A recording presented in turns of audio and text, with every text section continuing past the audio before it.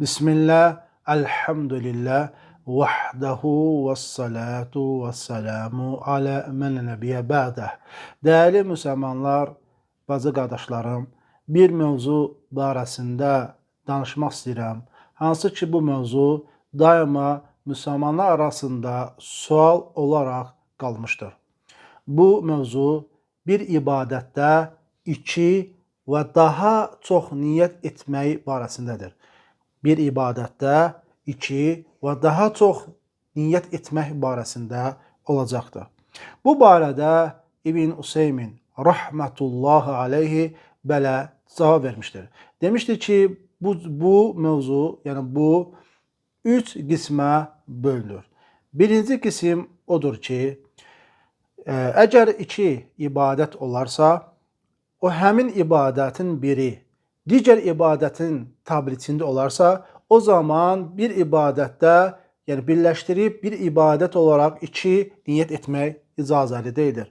Misal olaraq, sübh namazı və sübh namazından əvvəl iki rükət sünnə namazı vardır. Yəni, müstəhəb namazı vardır.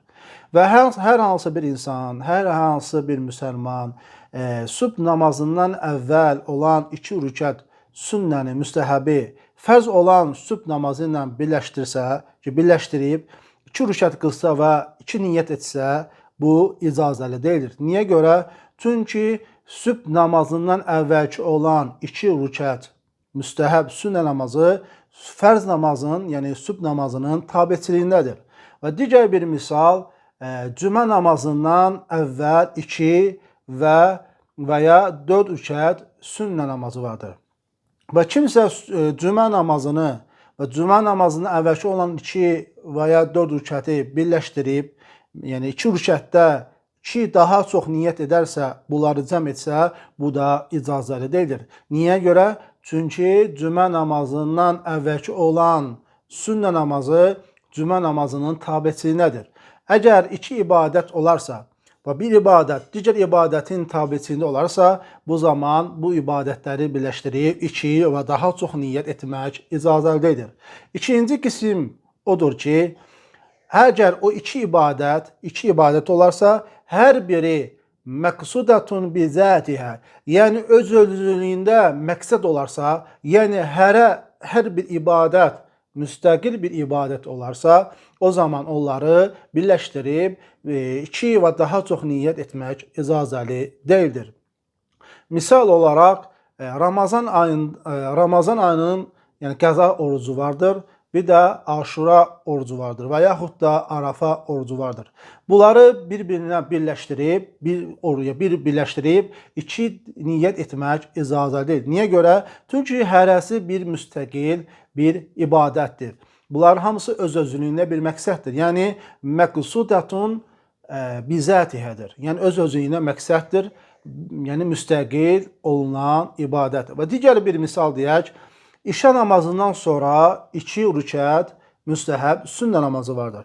Həmçinin də vitr namazı 3 rükətdir. Vitr namazının 1 rükət vitr namazından əvvəl qılınan 2 rükət namaz vardır. İşə namazından sonra olan 2 rükət ilə 1 rükət vitr namazından əvvəl qılınan 2 rükəti birləşdirib 2 niyyət etmək icazədir. Niyə görə? Çünki işə namazından sonra olan 2 rükət sünnə namazı müstəqil bir namazdır və bir rükət vitr namazından əvvəlki olan 2 rükət də müstəqil bir namazdır. Bunları da birləşdirmək olmaz. Üçüncü qism isə İbn Useymin rahimehullah buyurur ki, 2 ibadət olarsa, o ibadətlərdən biri məqsudatun bizatihə, ikinci isə qayru məqsudatin bizati olarsa, o zaman bunları birləşdirib 2 və daha çox niyyət etmək olar. Yəni, biri məqsudatun bizati olarsa, yəni həmin ibadət öz-özünə müstəqil olarsa, ikinci ibadət isə qayru məqsudatin bizatiyə, yəni öz-özlüyündə məqsəd deyildir. Yalnız yerinə yetirilməsi məqsəddir. Yəni, yerinə yetirilməsi məqsəddir. Yəni, öz-özlüyündə müstəqil olaraq yerinə yetirilməsi yox, yalnız o ibadətin yerinə yetirilməsi məqsəddir.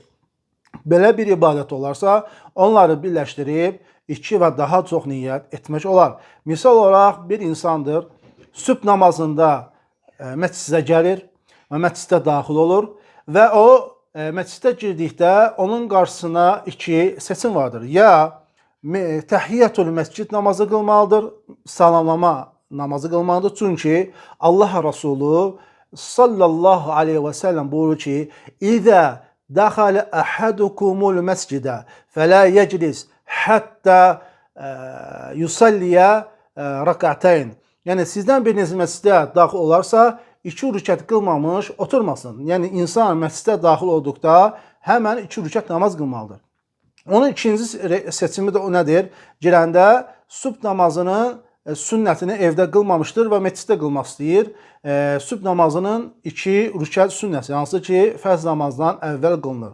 Ya bu insan 2 rükət məscid namazını qılır, sonra sübh namazının 2 rükət sünnəsini qılır və yaxud da insan 2 rükət namaz qılır, həm təhiyyətül məscidə niyyət edir, həm də ki, sübh namazının 2 rükət sünnəsini niyyət edir. Və ikinci yerinə, yəni hər 2 rükət qılıb, hər ikisini bir yerdə niyyət edib qıla bilər. Niyə görə?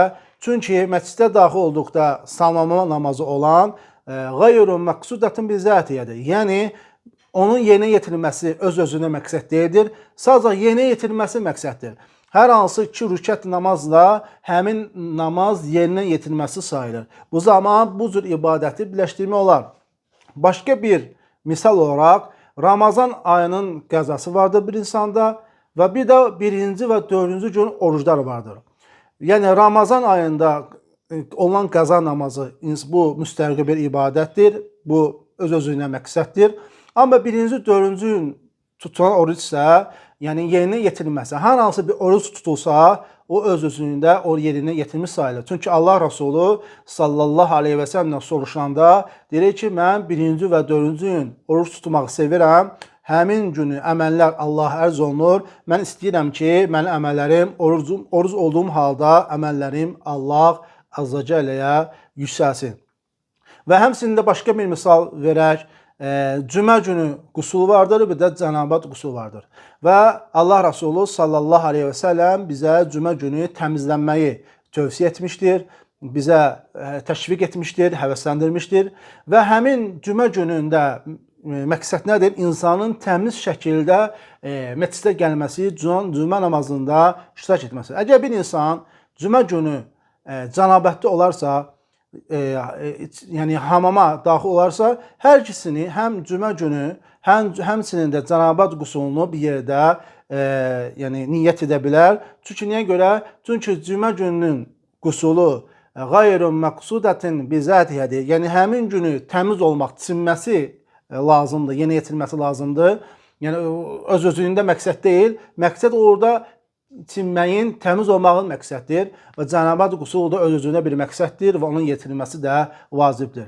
Ona görə də dəyərli qardaş bacılarım, əgər bir ibadət qeyru məqsudatin bi zatihi olarsa, yəni öz-özlüyünə məqsəd yox, yeni yetirilməsi yalnız məqsəd olan bir ibadət olarsa və digər öz cinsindən eynisi ilə eyni cinsli bir ibadət olarsa və eyni cinsli olarsa, o zaman onları birləşdirib 2 və daha çox niyyət etmək olar. Və düşünürəm ki, bu xatırlatma hər bir üçün faydalı olacaqdır və Allah Azza Cəlləyə dua edirəm ki, bu xırda, qısa olan faydamı hər bir üçün faydalı etsin. Subhanakallahum və bihamdik, əşhədu an la ilahə illə ənt, əstəğfiruka və ətubu ileyk.